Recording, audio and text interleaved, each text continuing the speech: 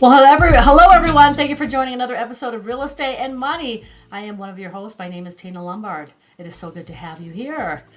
Very good to have everyone here today. Hopefully you're having a great start to the year, and the year is treating you well as it should be, and you're getting all your finances in order, you're getting all your mortgages in order, you're getting all your rentals in order. So today, while we wait for Violeta to come on, I'm going to let you know about what we're talking. What is our topic for today? Our topic for today is about investment properties, all about investment properties. So if you don't have an investment property and you have been thinking about getting into investments, then this is the show for you. If you do have investment properties right now, maybe you bought them 2 years ago, 5 years ago, 10 years ago, maybe they were inherited. Well, maybe there is something that we can show you today that will help you with your investment portfolio. So get your pens and papers ready, and we're going to get going. And we're also going to be talking to Violeta. Strash will be coming on shortly. But if you have any friends or family members that would benefit from the show today, then make sure you go ahead and give them a call. Violeta, it's so good to see you today. Yes. Hello. Hi, V. Okay. Hi. Hi. I was having a little technical difficulty. Now I can't see my little logo, my Seahawks. God, I'm going to have to find the Seahawks somewhere. Yes, this weekend is the big game, another big game, right? Oh my goodness, yes. You know, my sister came down here to Denver to visit, and we went to a bar that catered to Seahawks on Saturday, and we had a blast. And that game was like, really? I mean, that game was like something else. It wasn't even a game, it was a stop. Yeah. So then this weekend, it's the LA Rams here, home. Okay. Yes. Seahawks, and it's going to be another exciting game. Yes. I don't know what predictions are, but I think we're going to win. Okay, I'm sure you will. I'm obviously, as been evidenced by the game, but the Broncos haven't been doing too bad either. So, we're rooting for the Broncos. They're doing their thing too. So it may be, they may be both going to the Super Bowl. Who knows, right? Who knows? Yeah. Did you watch Broncos play too? Yes. Also a very good game. So, I mean, it's like we're waiting for the showdown. We're waiting for the Super Bowl. Oh my God. Hear it out. Yeah. Wouldn't that be amazing if we finally made it again to the Super Bowl? Oh yeah. It would be long overdue. That's what it would be. It would be long overdue. Yes. So, yeah. So, so it's exciting. So this is why I wore the color I wore today. I had no idea, but I psychically was involved in your background. So this is my... Perfect. This is perfect. I should have done that. I was going to wear my Seahawks. I have a Largent. Remember Steve Largent? He's my favorite all-time player. Oh, Steve really? Yes. Steve Largent. Absolutely. I have a jersey. I wear it every Seahawks game. Wow. Yeah. Good for you. This is good. This is good. This is what I expect. No, it's funny. My sister came down here. She had the Seahawks hat, the Seahawks t-shirt, nice, Seahawks pants, good, Seahawks, jacket, and I was like, I felt like a bum. But not a lot of cities do it the way Seattle does when it comes to their football team. Oh yeah. Seattle actually shows everybody off. Everybody that came off for plane had a Seahawks gear on. It was hilarious. Yeah. Oh, I know. I was fully decked out last Saturday too, and I had a dental appointment, and they were wondering what's going on. Well, aren't you guys following the Seahawks? What's wrong with you? I know. I'm gonna take my business elsewhere. Yeah. Really. So anyway. I did. I just told everybody that we're going to be talking about investments today, and we'll be mentioning some tools and tips that they can use to get their pens and papers ready so they can jot down some of our tips. Yes, and you have most of the tips. I know. Yes. Mm-hmm. Yeah. Okay. But let's go ahead. Let's talk about investment properties. It's another way to get a tax write-off. Correct? Yes. And then, what is an investment property, though, Violeta? What's an investment property? Well, it's something that definitely is not your primary home. You're going to go out and buy a purchase home, whether it's vacation property, an Airbnb, you convert it to a rental property, but something that you will not be living in, and you plan on making some money having that work for you. This is right. So it's not a primary, I mean, you could live in maybe part of the space, but it's primarily talking about property where it's an investment. You don't live there. It is something that is generating income. Let So me that's ask the you key this. term. If you have an Airbnb and you, as the owner of that Airbnb, live downstairs and you rent out the upper floor for as an Airbnb, Mhm. is that an investment property or is that a primary? It's a mixed use. I mean, you still live there. You can still count it as investment. That square Okay. footage, that part. I mean, some people have like two different addresses, like they live in a duplex, so there is a different tax parcel, and so that's still considered investment property. Yeah, there's some people who live in the basement, or they have a condo room off to the side Right. with a divided door. So that's still, you can still be investment property. It is a owner-occupied investment property. There you So it's go. owner-occupied, but there is still a retail factor to it. And so investment properties, a lot of people have homes and they've been in their homes and they're making good equity. They bought the house at 500,000. That's worth 850,000 in like 8 years. So they made $350,000 on the property, and that's awesome. But what if you had two properties doing that? What if your primary property is worth 850,000, and you go and buy an investment property now at 300,000? Get some people in there. In 5 more years, maybe that $300 property may be worth 400,000. So when you say investment, it is an investment, just like when you buy stocks or Yeah. bonds, or some people go out there and they buy what's it called, safety bonds or government bonds or what have you. They're investing, and so your property is your investment, is your primary investment. And so, Violetta, I'm going to talk about 10 benefits of owning an investment property, but do Right. realize that there are a lot of people out there. They make a lot of money. They make a lot of money. For whatever income range, they're like 100,000, 200,000, combined income, and they're giving everything back to the government. They're writing off their mortgage interest, they're writing off their lease, their car lease, they're writing off their kids, their wives, their grandparents. They're Right. writing off everything they can possibly in business expenses, so they don't have to have a larger tax obligation. Well, there comes a point in time where when you buy investment properties, you will have that additional write-offs to also defer some of the taxes on your personal income. So let's go ahead and look at 10 benefits. The first one is passive income. So of course there's going to be passive income. If you're in a situation where you put money down, blah blah blah, you may be getting a cash income of like $2,000 or $3,000 a month on one rental property. Whether rain, sleet, or snow, you're getting that rental income. It has nothing to do to be tied with your employment. So passive income is number one. Appreciation. Property values generally increase over time. So if you do buy a duplex at $1 million, over time it'd be maybe worth 1.5 million or 2 million. It's generating income now, so that's going to increase your equity. Tax benefits. Deductible expenses include mortgage interest, property taxes, and maintenance costs. So if sometimes you buy a house, the gutter goes, is worn out, or the roof needs to be done, or the floor needs to be done, or what have you. But if you do have to repair your rental income, that those maintenance costs may be tax deductible.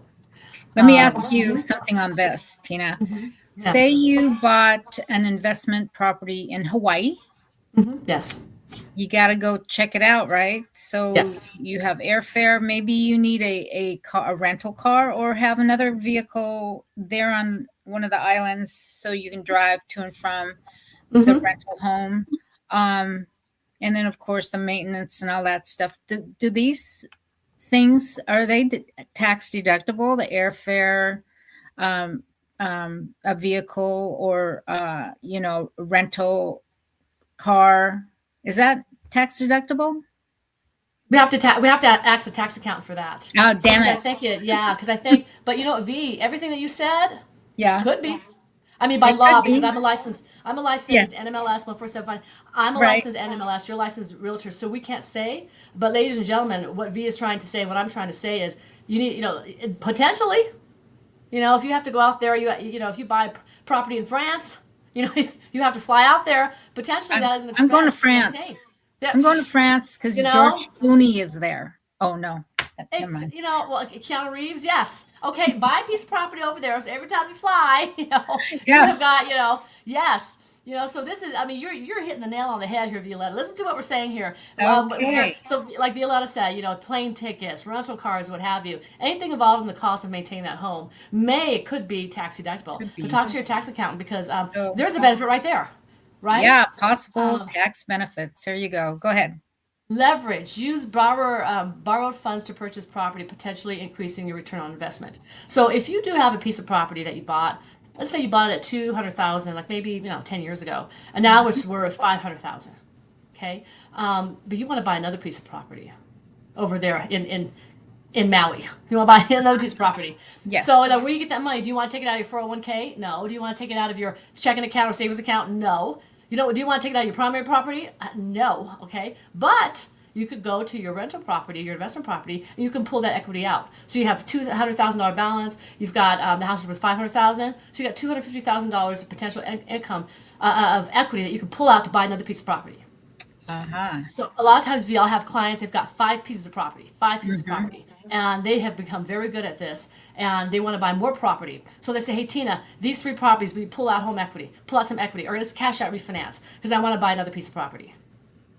And so you can use that to leverage to buy other things, other businesses, or expand your wealth. So yeah, you can use that property instead of your property to pull out equity to even buy more property. Leverage. So home ownership really is a hedge against inflation. Yes. Inflation hedge. Yeah. Real estate often keeps pace. Yes. Yeah. Because real estate keeps pace with inflation. Yes. If the prices go up, house prices go up. So that's your hedge. You know what I mean? So a lot of times people buy investment properties instead of buying future stocks or, future options or something crazy. They're investing in something crazy. If there's an inflation hedge associated with buying property. Number 6, diversification. Real estate adds diversity to your investment portfolio, reducing risk.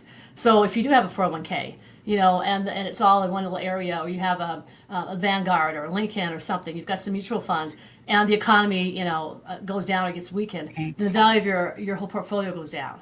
So, but then over here, the housing market may be going up. So a lot of times it's great to have real estate is really a solid, less risky investment to be in, while other stocks and bonds may be more risky. So it's a solid foundation. So diversifying your income, not only between government bonds and mutual funds, retirement accounts, you also have some real estate investment thrown in there. So it's very good to diversify your investment portfolio. Direct control over property management and improvements. So, when you have an apartment building, if you buy a condo association as an investment property, you may not have control over the HOAs or, what happens to the roof or the common areas. But when you have your own property, it's yours, baby. You want to paint it pink, paint it pink. If you want to put a swing in the backyard, you want to do whatever to the basement, it's yours, baby. It's yours. You don't have to talk to anybody, and you can manage it the way you see fit. So you do have control over that. Rental demand. But you got to pay attention to landlord tenant laws. Yes. Yeah. So you can do whatever you want, but make sure you adhere to those laws too if you have renters. Okay. Yes. So you don't be having them grow illegal substances or anything like that. Okay. There's a guideline. There's a boundary. Okay. Rental demand. Consistent demand for rentals in many areas ensures stability. So the rental market is strong in Seattle. It's strong in Denver. When the housing market goes down, the rental market goes up. So even though the rates were a little high the last couple of years, and a lot of people are not buying houses like they do in years gone by, my investment people are calling me up left and right. They're like, Tina, we're going to buy this, we're going to buy that, because the rent, my rent went from $2,000 to $3,000 a year. Let's go. Yeah. So when the economy goes down, the rentals, the housing market slows down, rentals go up. Now there are some areas. I have a question for you, Tina, about apartment condos to rent, townhouses, apartments, whatever. Okay, are those HOAs? Do you, as the owner, the investor of that property, do they you pay for them, or do you have the renters pay for them? I'd have the renters pay for that. Renters are the ones using the swimming pool. I think everybody's different. Yeah. They could just raise the rent. If the HOA is $700 a month, then instead of renting your house, renting it for $3,200, rent it for $4,000. So that's why I say rent a house. A lot of people don't want the additional burden of an HOA fee added to their rental payment, right? Get a house to invest in, because we're seeing a lot of those HOA dues going up. I got a client right now. I got a friend of mine, and he bought a $1.8 million condo in Miami, and it's now worth 2.6, and it's just opening to the markets. They were building it, so he bought a pre-sale. Oh, wow. But the rent is $36,000 a month. 3,600, you 36,000 a mean? month. 1,000. 36,000 a month Holy in cow. Miami. And if I do his loan, I'm doing a DSCR loan. We're gonna do cash out, whatever. And his payments at one point, I think I'm gonna do like 2 million or something. His payments on a $1.1 million loan, because he still has to put equity in it, is gonna be around $10,000. So he's So going to he's coming bank out pretty. $26,000 Yes, a month? a month. Wow. So it depends on now. This will not roll on the suburban avenue here in Denver, my little side of the world. Yeah. It may not. But Kirkland, Washington. Maybe same thing too. I know my friend Yeah. was I don't starting a know. house for 3.2 million. I think the HOAs were $2,000 a month. Yeah. But to have that waterfront in Kirkland, Euro they Bay. may get, who knows? They may get $10,000, $12,000 a month in rent, and it may be more short term, but you're going to get money for that. So you really have to you have to get a good realtor, like get Violeta, and she can look at the rentals for that area. Yep. If you're really, if you're going to be, if you want to buy rental property in the millions, 1 million, 2 million, 3 millions, you will make a lot of cash money. I mean, there's going to be, but you're going to have the money down. Yeah. To do that. But a lot of people have the money down. Put $500,000 down. On something. Sometimes it requires 20%, and there's no income. We don't ask for income or assets. I mean, income, but we do ask for assets. But if you are saying I'm going to buy $150,000 home, you're going to get positive cash flow.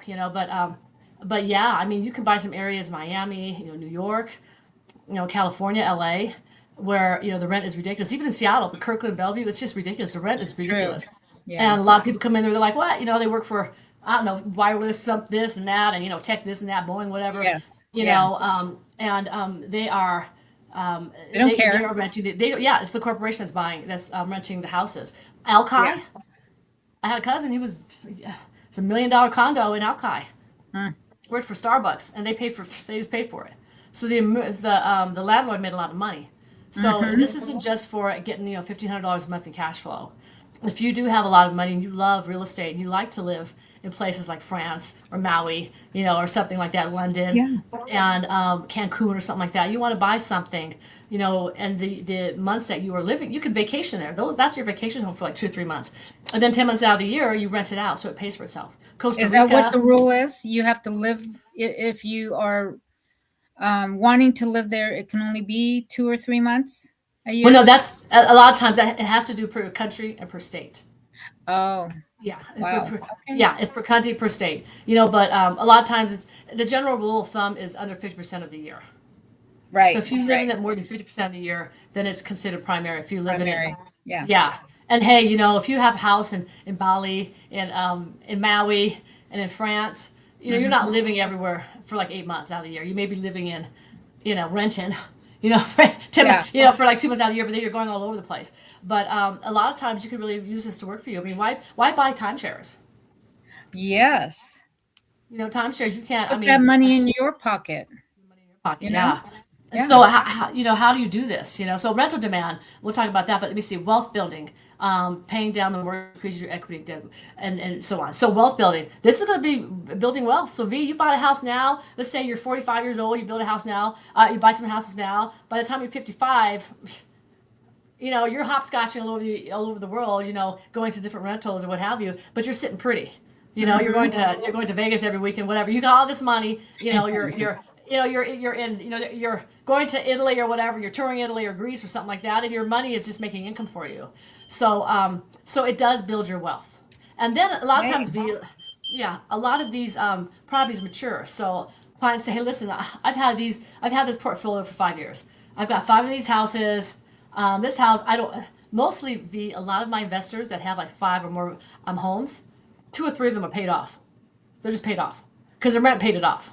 They just, so a lot of times when people say, hey, I want to sell this house for $500,000, and whatever, I'm gonna sell this house for $750,000. Okay, I'm just take the money. So I had an Indian friend from British Columbia, and he sold his house for $850,000. Was a triplex, right there in Redondo. There's the money. There's your money. There's your money. So a lot of times you can just say, hey, you know what? I'm sick of this house. I want to get rid of it. I'm just going to sell it and just take the cash flow. I don't owe anything on it. So it's a great way to build wealth. If you can do it with your own house, you can do it with multiple houses. You don't have to buy 5 houses at one time. You can just buy one house. Buy one house. The mortgages. Well, 5,000. okay. How would you go about starting an investment portfolio? You have Yes. your primary, so now you want to, maybe get a rental home. Start small, right? Start Yes. small, build Yeah. build up. But how do you do that? Do I come to you and say, "Hey, Tina, I'm thinking about investing Yeah. in real estate. Yeah. What do I need to do? How much money do I need? What?" Those are Yeah. all great questions. Well, first of all, you want to just go to the loan officer, come to me, what have you. I'll pull your credit, run your credit, and tell you what you can get. A lot of these investment properties, we have what's called DSCR loans. They're debt cash. What is it? Debt service cash ratio. Okay. Okay. There's no income involved. I don't care. I don't care about your income. I just want to know: do you have 20% down, and does the mortgage support? I mean, does the rent support the mortgage? So if you have a mortgage of $4,000, are you going to get $4,000 in rent back? Usually with 20% down, you do. And if it doesn't, then you're renting in the wrong area. You got to find a house somewhere else. So you get approved to find out. I will verify where you have that 20% down. A lot of people have it there in their retirement account, or their SEP accounts, their IRA accounts. A lot of people have it in savings. A lot of people are like, hey, I've got $80,000 sitting over here. So a lot of times you may already have it in your savings account, but just get qualified. I'll qualify you. But you want to, once I qualify you, which would be the simplest part is getting qualified. The hardest part is finding something that you like and then committing to do it. So after I get you a pre-approval letter, then you call Violeta, and Violeta will start looking at some properties. Right. A lot of times, Violeta, and even we can do a market analysis through title or what have you, all the rental resources that we have, and tell you if you can get rent for this much. How much? If you stick an address in this program, these programs that we have, it'll tell you, hey, in this area, you're going to get an average of $4,200 a month. So you can say, hey, I can buy this house, and my mortgage would be $2,700 a month. Right. So you can tell what your cash flow is. That's what I would do. And then after you find a house, you've identified a house, Violeta has put a contract in, and you're on contract to close. I would talk to your CPA, and please do no individual taxes by yourself. Stop doing your taxes when you have investment property. Stop it. Just stop. But get yourself in contact with your CPA or your accountant or what have you, or find one, and they can help you make sure you get all the benefits of tax returns. Okay. And then I tell people. When you have a rental property, then get a rental property checking account. If your apartment is called, if your duplex, open up an LLC or something that says, Sunshine Condos, whatever, Investments R Us or something. I don't care. But get an LLC, get a company, and your tax accountant can give you this advice. But I would keep it separate from your personal. Do not be putting your rental income into your personal account. That's just financial suicide. Do not do that. You want to keep it separate so that there's a clear indication of what the income is and what your expenses are. And then a lot of times, once you do it and you start getting this positive cash flow, you're like, yes, I don't want to buy something else. And of course, if you put $80,000 down, and you're getting cash flow of like $2,000 a month, times 24, that's 48. Pretty soon you're going to be paying, that down payment would be paid for. Okay, if you have positive cash flow. So people keep building and building and building. They keep going. So, And so, a lot of times, and this is the last thing I have here is passive management. So when you get to a certain point, why are you handling your rental? I had a rental in Federal Way when I lived here in Denver. I hired your office, Coldwell Banker, to do my rental management, my property management, and they did. I think it was like 10% or something ridiculous. Okay. And they took care of everything. They went down there, they screened, they did a background check on all my renters. They screened everybody, they made sure the assets, they verified everything and said, hey, Tina, this person's a good match. Boom. They were in my house and renting it, and I was getting positive cash flow. So is 10% good then, you're saying? Well, it's different. It depends if you have a duplex, if you have a triplex, if you have a person. It just depends if you're a high risk area, if your house is breaking down all the time. So you really need to find the right rental property manager. And a lot of times, Coldwell Banker was great. There are a lot of real estate companies that do offer property management in the hopes that when you do sell your house, you'll use them as property manager, and they also get access to people who are renting in case those people want to buy a house. So these services I think they pay for themselves. They're worth their weight in gold. So keep that in mind, folks, that if you are looking for a property management group, my office is really good. It's a pretty strong group. So Godsend. Remember to call me if you need that service. Godsend, yeah. Okay, the other question I have, Tina, is it better to buy a house and turn it into rental property, or should I find a rental property and go that route? That's an absolute great question. If you have a house that already has a renter in it and you like the rent, then just buy it. Just buy it. If you just find a house that you know would be a good rental that was previously just owner occupied, you can do that too. But the advantages between the two is that if there's a renter in there that's been renting there for 5 years, then I don't have to worry about it.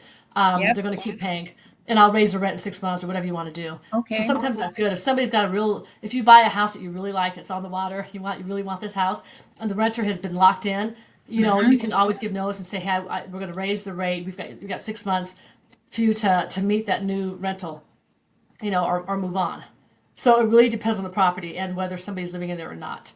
But like you're saying, hey, if you like the house, it's for sale, and you want to rent it, yeah. If there's renters in it that you do not like, you're like, hey, they've been paying $800, it really could get $3,000 a month. Then you buy the house still and say, hey, you've got this amount of, we bought the house, you can either move or whatever. You can figure it out. Right. But it depends on the property and the potential for income. Yeah, like I had a piece of property. It was a huge amount of land. So a portion of that land was given or rented out to a person with a mobile home, Yes.